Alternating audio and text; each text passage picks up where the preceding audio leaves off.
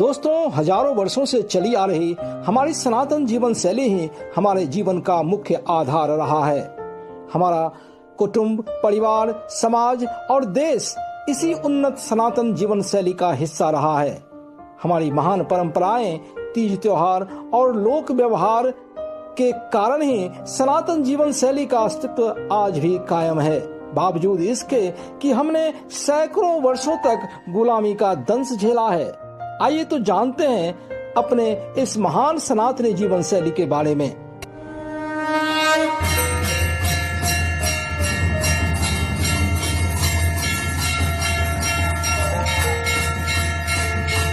दोस्तों नमस्कार, मैं प्रदीप झा। मेरे इस चैनल में आपका स्वागत है। हम भारतीयों के जीवन शैली के मुख्य स्रोत सनातन व्यवस्था के बारे में जानने से पहले आपसे रिक्वेस्ट है कि आप इस वीडियो को लाइक व शेयर करें तथा चैनल को सब्सक्राइब कर बेल आइकन जरूर दबाएं। हमारे महान सनातन शास्त्रों में मानव शरीर को पंचभूत कहा गया है, अर्थात हमारा यह स्थूल शरीर धरती, आकाश, अग्नि, जल और वायु इन 5 तत्वों से मिलकर बना है। यानी कि हमारे अंदर इन्हीं 5 तत्वों के संतुलन के आधार पर हमारी जीवन शैली निर्धारित होती है। धरती से मेरा मतलब है हमारी मिट्टी, यानी कि जिस स्थान पर हमने जन्म लिया है। चूंकि भारत की भूमि नाना प्रकार के खनिज पदार्थ, वन और उपजाऊ कृषि योग्य भूमि से भरा पड़ा है, इसीलिए तो शाकाहारी जीवन शैली ही हमारा मुख्य रूप से भोजन का आधार रहा है। जल से मेरा मतलब है हमारे जीवन यापन के लिए उपलब्ध जल की मात्रा। हमारे यहाँ नदी, तालाब, झरने, कुएं इत्यादि का जल मीठा और पीने योग्य है और ये प्रचुर मात्रा में उपलब्ध है, जिसके कारण स्वच्छता भारतीय जीवन शैली का मूल आधार रहा है। अग्नि से मेरा मतलब है पर्याप्त मात्रा में ऊर्जा उपलब्ध होना, और आप तो जानते ही हैं कि ऊर्जा का मुख्य स्रोत सूर्य है। भारतवर्ष की भूमि पर सौर ऊर्जा पर्याप्त मात्रा में उपलब्ध है, जिसके कारण हमारा जीवन शैली सदा ही ऊर्जा से भरा हुआ जीवंत रहता है। और शायद इसीलिए हमारी संस्कृति में सूर्य देव की उपासना का भी विधान है। वायु से मेरा मतलब है जीवनदायिनी प्राणवायु, जो भारतवर्ष में प्रचुर मात्रा में उपलब्ध है।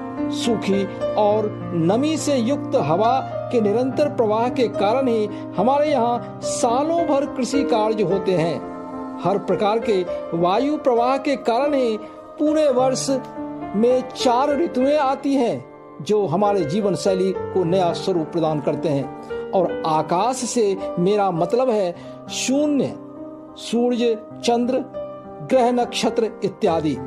आकाश में ग्रह नक्षत्रों की व्यवस्था के अनुसार ही हमारी जीवन शैली निर्धारित होती है। हजारों वर्षों से भारत में ज्योतिष शास्त्र के रूप में ग्रह नक्षत्रों के अध्ययन पर आधारित एक बहुत ही उन्नत व्यवस्था है, जो हमारी जीवन शैली को सीधे प्रभावित करते हैं। दोस्तों, सनातन शास्त्रों की इन्हीं व्यवस्थाओं की गणना के लिए वैदिक हिंदू पंचांग बनाए गए, जो आज के अंग्रेजी कैलेंडर से सैकड़ों हजारों वर्ष पहले बनाए गए। समय के साथ विस्तार स्वरूप युधिष्ठिर संवत, विक्रम संवत व शाक संवत पंचांगों का विकास हुआ, जिसके अनुसार हमारी जीवन शैली, हमारी परंपराएं एवं हमारे तीज त्योहार, व्रत, शुभ अशुभ मुहूर्त इत्यादि निर्धारित किए गए। आज के समय में हमारे ये सारे कार्य विक्रम संवत पंचांग या कैलेंडर के अनुसार होते हैं, जबकि शाक संवत भारत सरकार की औपचारिक पंचांग है। चाहे कोई भी हिंदू कैलेंडर हो, सबकी शुरुआत चैत्र महीने यानी कि मार्च अप्रैल से होती है। चैत्र हिंदू कैलेंडर के नव वर्ष का पहला महीना होता है।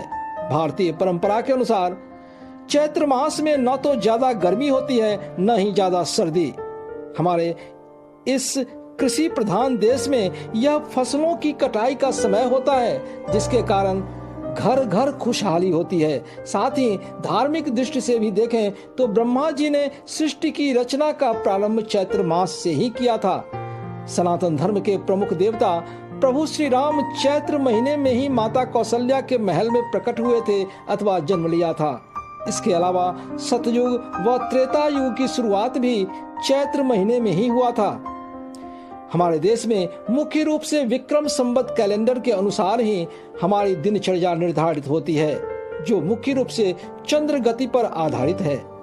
इसके अनुसार वर्ष में 12 महीने होते हैं: चैत्र, बैसाख, ज्येष्ठ, आषाढ़, श्रावण, भाद्रपद, आश्विन, कार्तिक, अगहन या मार्गशीर्ष, पौष, माघ और फाल्गुन। हर महीने में 15-15 दिनों का 2 पक्ष या पखवाड़ा होता है। पहला कृष्ण पक्ष होता है, जिसमें चंद्रमा का आकार धीरे धीरे घटने लगता है, और कृष्ण पक्ष का 15वां व अंतिम दिन अमावस्या कहलाता है, जब चंद्रमा बिल्कुल ही नहीं दिखाई देता है। दूसरा शुक्ल पक्ष होता है, जब चंद्रमा का आकार धीरे धीरे बढ़ने लगता है, और शुक्ल पक्ष का 15वां अथवा अंतिम दिन पूर्णिमा कहलाता है, जो पूरे महीने का अंतिम दिन होता है। दोस्तों, हिंदू कैलेंडर का एक महीना 30 दिन अथवा 30 तिथियों का होता है। चाहे कृष्ण पक्ष हो या शुक्ल पक्ष, दोनों में एक जैसी तिथियां होती है, जैसे प्रतिपदा पहली तिथि, द्वितीया दूसरी तिथि, तृतीया तीसरी तिथि, चतुर्थी चौथी तिथि, पंचमी पांचवी तिथि, षष्ठी या षष्ठी छठी तिथि, सप्तमी सातवीं तिथि, अष्टमी आठवीं तिथि, नवमी नौवीं तिथि, दसवीं 10वीं तिथि, एकादशी 11वीं तिथि, द्वादशी 12वीं तिथि, त्रयोदशी 13वीं तिथि और चतुर्दशी 14वीं तिथि। इसके अलावा अमावस्या और पूर्णिमा भी तिथियां हैं। दोस्तों, हर तिथि या दिन का हमारे जीवन यापन पर सीधा प्रभाव पड़ता है। इस संबंध में मैंने पहले ही पूरे विस्तार से वीडियो बना रखा है। आपके लिए डिस्क्रिप्शन बॉक्स में इस वीडियो का लिंक डाल दिया गया है, जिसका लाभ आप उठा सकते हैं। हमारे जीवन शैली, स्वभाव, शुभ अशुभ समय इत्यादि को नियंत्रित करने वाला मुख्य रूप से ग्रह नक्षत्र ही है। इस वीडियो का भी लिंक मैंने डिस्क्रिप्शन बॉक्स में डाल दिया है। दोस्तों, आजकल हम अंग्रेजी या ग्रेगोरियन कैलेंडर के अनुसार ही सारे कार्य करने का प्रयास करते हैं, जिसके कारण हम अपने मूल सनातनी जीवन शैली से दूर होते जा रहे हैं। यह अंग्रेजी कैलेंडर पश्चिमी देशों के परिस्थिति को ध्यान में रखते हुए बनाई गई है, जिसके कारण हमारे भारतीय परंपराएं, तीज त्योहार अथवा शुभ अशुभ मुहूर्त इत्यादि के लिए इसमें कोई जगह नहीं है। यही कारण है कि हम अपनी परंपराओं को भूलते जा रहे हैं। हमें इस परिस्थिति को बदलना होगा। अंग्रेजी कैलेंडर के अनुसार कार्य करना बुरी बात नहीं है, क्योंकि आज विश्व भर में इसी कैलेंडर को अपनाया गया है। पर बुरी बात यह है कि जो हिंदू कैलेंडर हमारी जीवन शैली का अभिन्न अंग है, हम उसे भूलते जा रहे हैं। दोस्तों, हमारा यह सनातनी कैलेंडर अपमान का नहीं, बल्कि अभिमान का विषय होना चाहिए। गर्व से कहो, हम हिंदू हैं। जय हिंद, जय जय सिया राम।